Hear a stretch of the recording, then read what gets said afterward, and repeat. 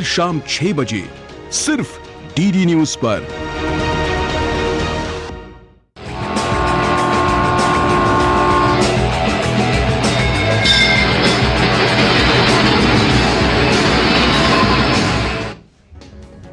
नमस्कार, स्वागत है आप सभी का डीडी न्यूज के इस खास बुलेटिन एक्सप्रेस 100 में, जहां हम आपके लिए लेकर आते हैं राजनीति, मनोरंजन, देश दुनिया, खेल और व्यापार जगत की सभी बड़ी खबरों को एक्सप्रेस यानी फटाफट अंदाज में। मैं हूं गौरव श्रीवास्तव। तो देखिए खबरें तेज रफ्तार से। शराब घोटाले मामले में दिल्ली के मुख्यमंत्री अरविंद केजरीवाल 6 दिनों की ईडी रिमांड पर हैं। ईडी उनसे पूछताछ कर रही है। आज एक मेडिकल टीम ईडी दफ्तर पहुंची और टीम ने मुख्यमंत्री केजरीवाल का टेस्ट किया। आबकारी घोटाले से जुड़े मनी लॉन्ड्रिंग मामले में दिल्ली के सीएम अरविंद केजरीवाल को गुरुवार को ईडी ने गिरफ्तार किया था, जिसके बाद शुक्रवार को उन्हें एमपी एमएलए कोर्ट में पेश किया गया।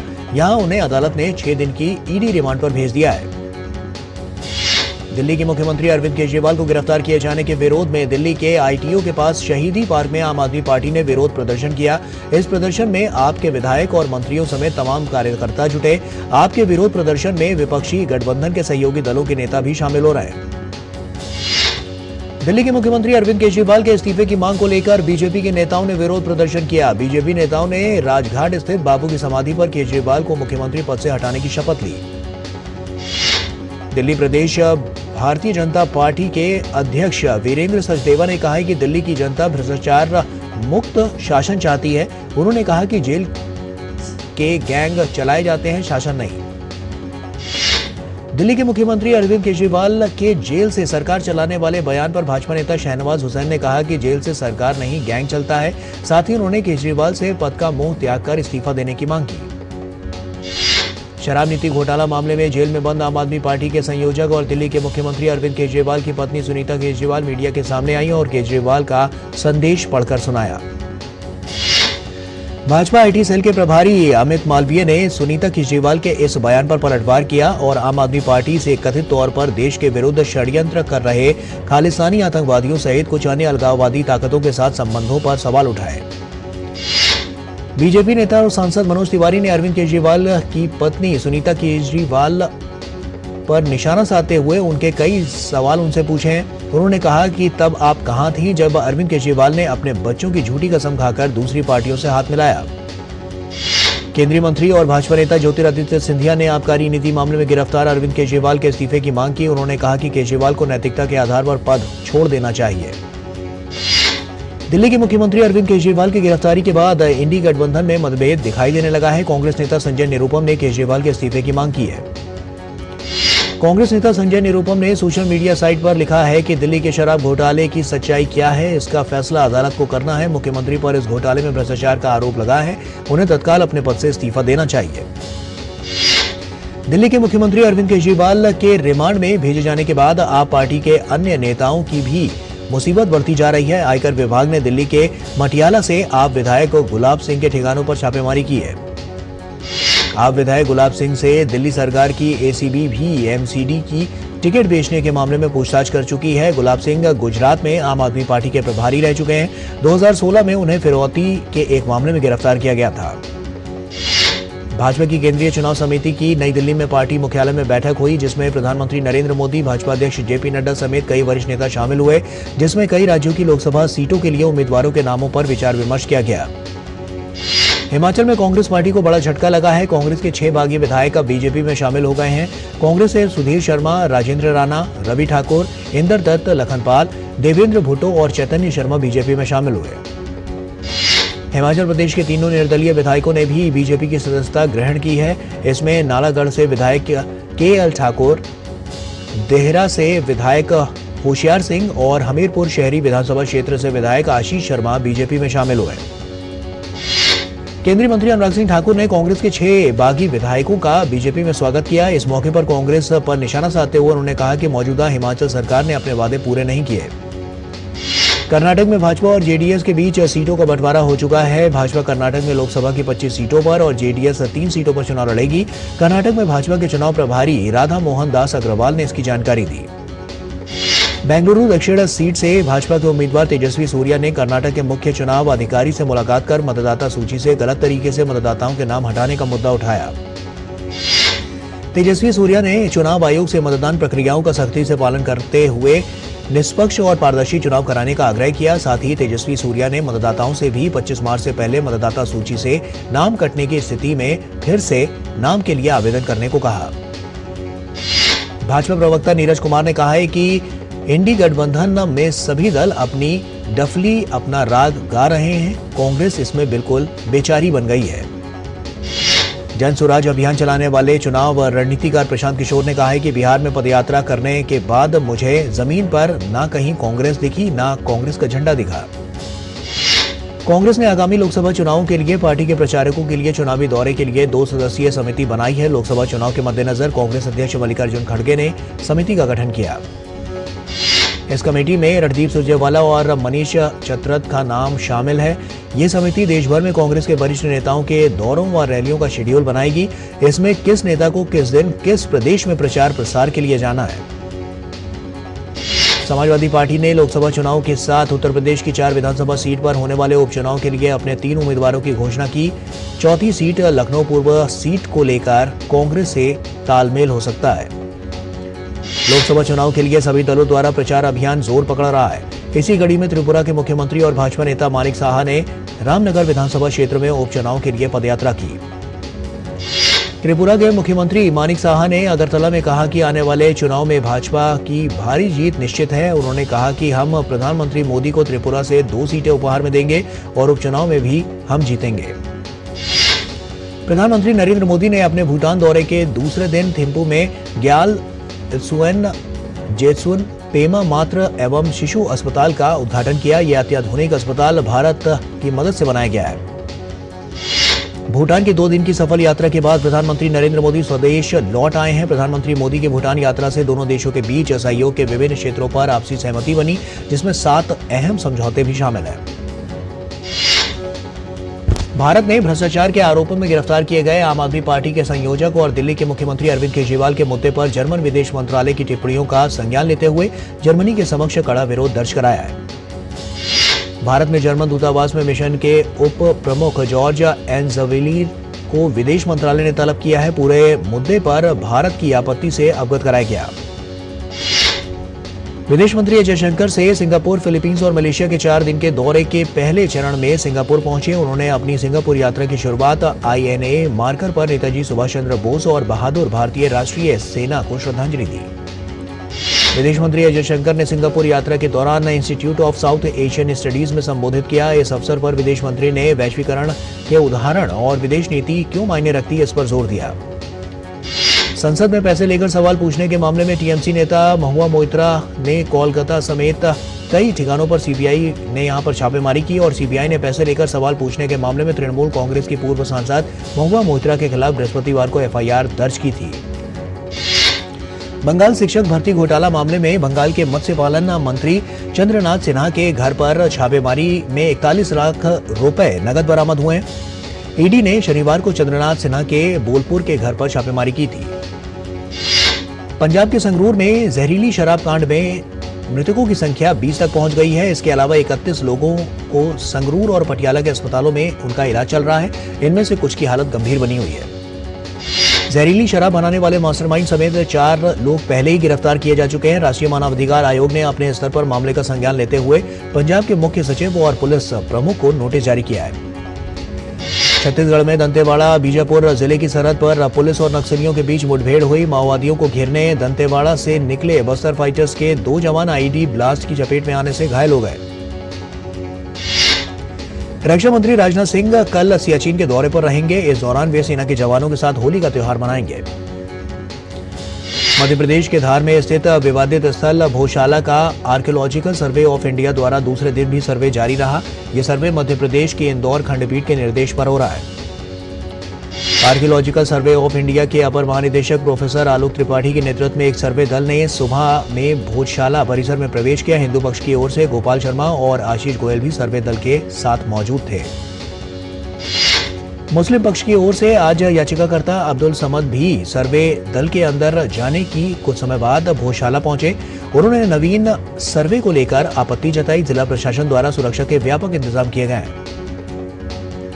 भारतीय नौसेना का जहाज INS कोलकाता ने 35 सोमाली समुद्री लुटेरे को पकड़कर मुंबई वो पहुंचा। वहीं समुद्री लुटेरों को येलो गेट पुलिस को सौंप दिया गया है। जहाज को समुद्री डकैती रोधी अभियानों के लिए अदन की खाड़ी में तैनात किया गया था। भारतीय नौसेना ने ऑपरेशन संकल्प के 100 दिन पूरे होने पर बताया है कि कैसे 10 युद्धपोत के जरिए नौसेना एंटी पायरेसी, एंटी मिसाइल और एंटी ड्रोन हमलों के खिलाफ काम किया है। ऑपरेशन संकल्प अदन की खाड़ी, अरब सागर और लाल सागर में चलाया जा रहा है। मथुरा संपूर्ण ब्रजमंडल होली के रंगों में सराबोर है। यहाँ मथुरा के द्वारिकाधीश मंदिर में होली की धूम मची हुई है और ब्रिज में इस होली का पर्व मनाने के लिए देश विदेश से लाखों की संख्या में लोग ब्रिज आए हुए हैं। भाजपा नेता हेमा मालिनी ने श्री कृष्ण के जन्मस्थान मथुरा में पार्टी कार्यकर्ताओं के साथ फूलों से होली खेली और देशवासियों को शुभकामनाएं दी। इस अवसर पर उन्होंने एक नृत्य की प्रस्तुति भी दी।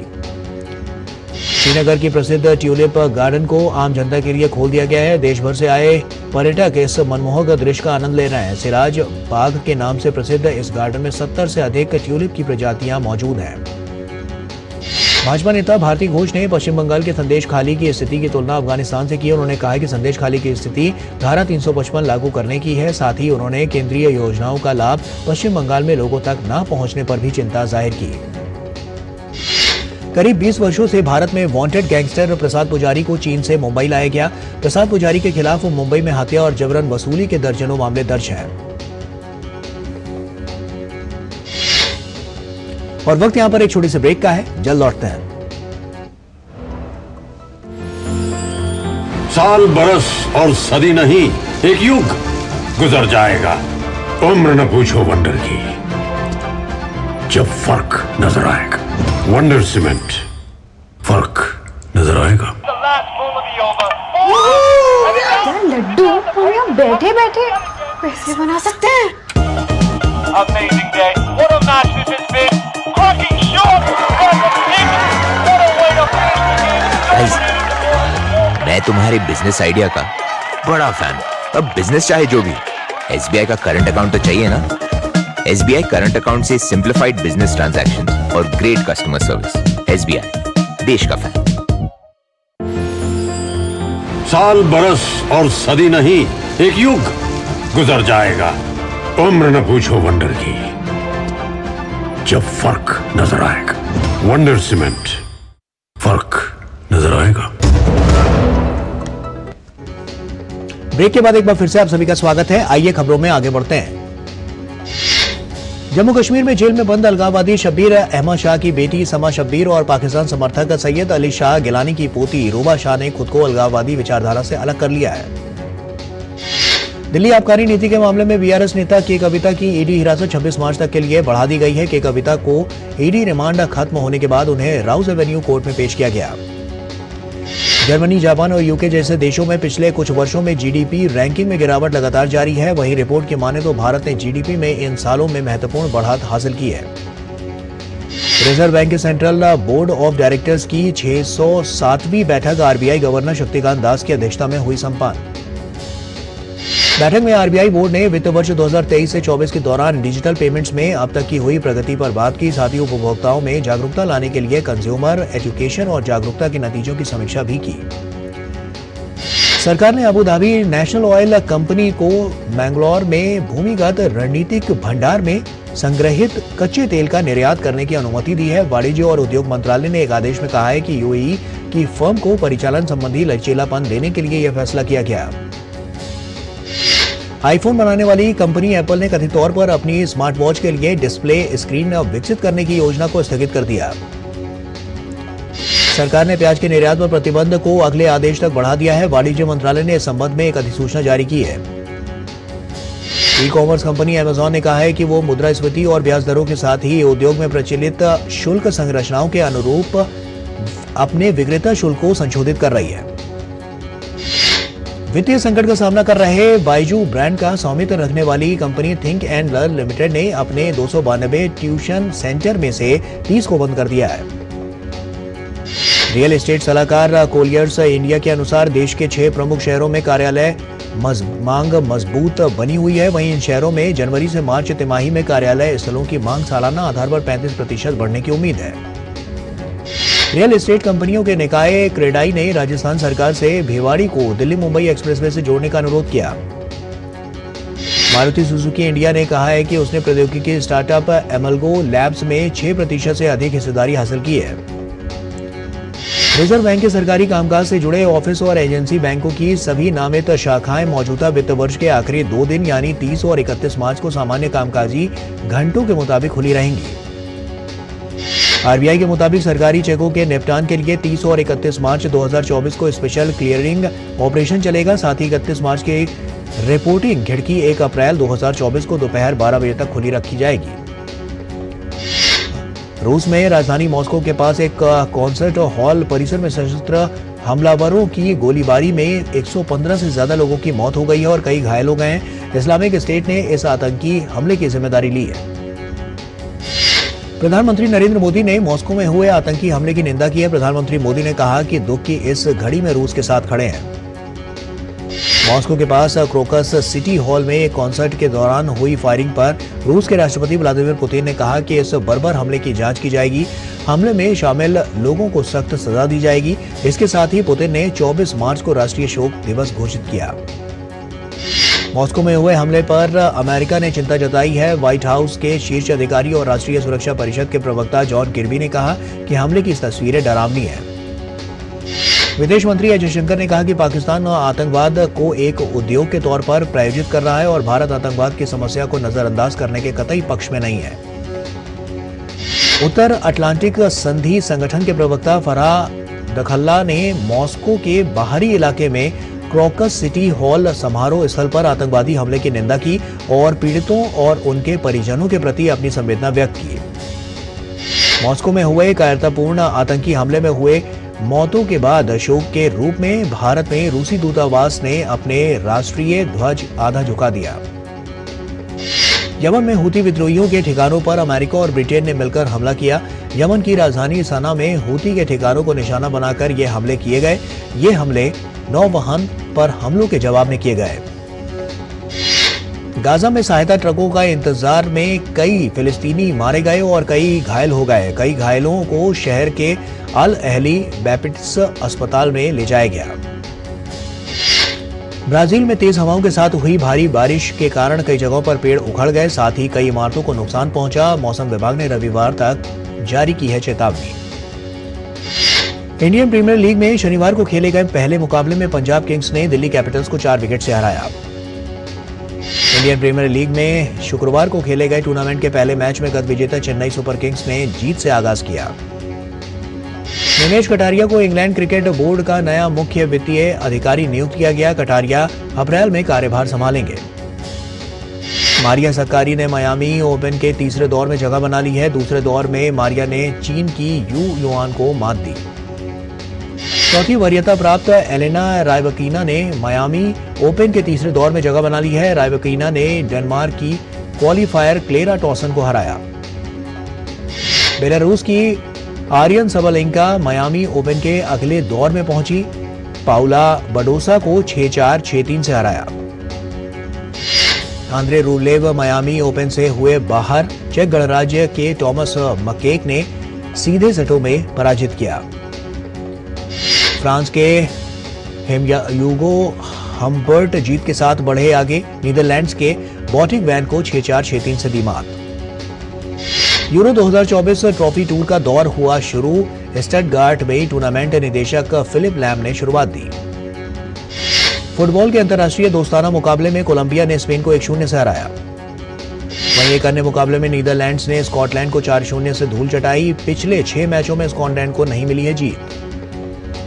पूर्व फुटबॉलर रॉबिनो को गुरुवार को ब्राजील की पुलिस ने हिरासत में ले लिया। रॉबिनो इटली की अदालत द्वारा दी गई 9 साल की जेल की सजा ब्राजील में काटेंगे। फॉरवर्ड बुकायो साका ने इंग्लैंड फुटबॉल टीम का कैंप छोड़ दिया है। साका चोटग्रस्त थे जिसकी वजह से वे ट्रेनिंग में हिस्सा नहीं ले सकते हैं। फ्रांस के स्ट्राइकर किलियन एम्बापे ने कहा है कि वो अगले सीजन में किस क्लब से खेलेंगे ये बात यूरो 2024 से पहले मालूम हो जाएगी। बोले पेरिस ओलंपिक में खेलने को लेकर भी बेताब है। बॉलीवुड की family drama film good luck का ट्रेलर जारी कर दिया गया है। इस फिल्म की कहानी आपको हंसाने के साथ ही साथ एक महत्वपूर्ण संदेश देने का भी काम करेगी। रणदीप की फिल्म स्वतंत्र वीर सावरकर सिनेमाघरों में रिलीज हो गई है। पहले दिन बॉक्स ऑफिस पर फिल्म ने तकरीबन 1.15 करोड़ रुपए का कलेक्शन किया।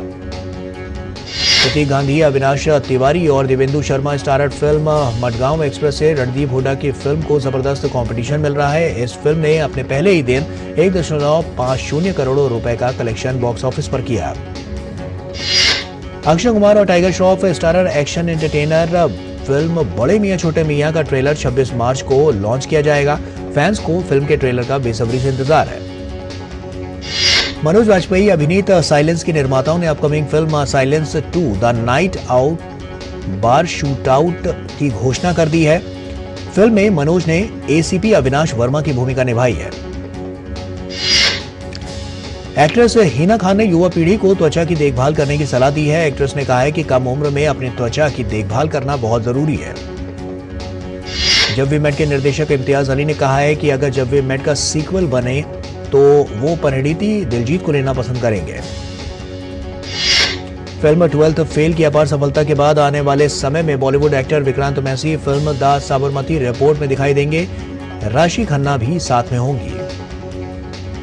हॉलीवुड कलाकार ह्यू जैकमैन एक बार फिर बड़े पर्दे पर लौटने की तैयारी में हैं। इस बार उनकी वापसी डेडपूल एंड वुल्वरीन से होगी, जो इस साल जुलाई में रिलीज होगी। बॉलीवुड अभिनेत्री कंगना रनौत आज अपना 38वां जन्मदिन मना रही हैं। 2006 में रिलीज हुई गैंगस्टर से अपने करियर की शुरुआत करते हुए Kangana back to back 4 national award अपने नाम कर चुकी हैं। सुपरस्टार सिंगर 3 में अपनी क्यूटनेस से दिल जीतने वाली 8 वर्षीय प्रतियोगी पीहू शर्मा को एक्ट्रेस जैस्मीन भसीन ने एक प्यारा सा सरप्राइज दिया।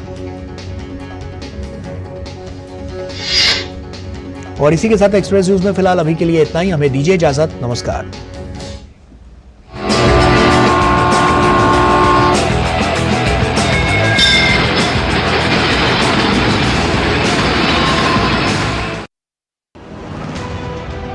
अट्ठाईस राज्य, 8 केंद्र शासित प्रदेश,